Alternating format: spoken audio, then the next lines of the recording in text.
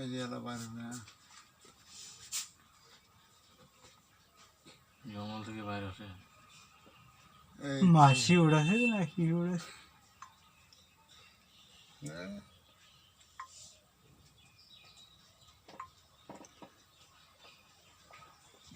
বড় সাইডের দিকে নেবে না বড় দেখেন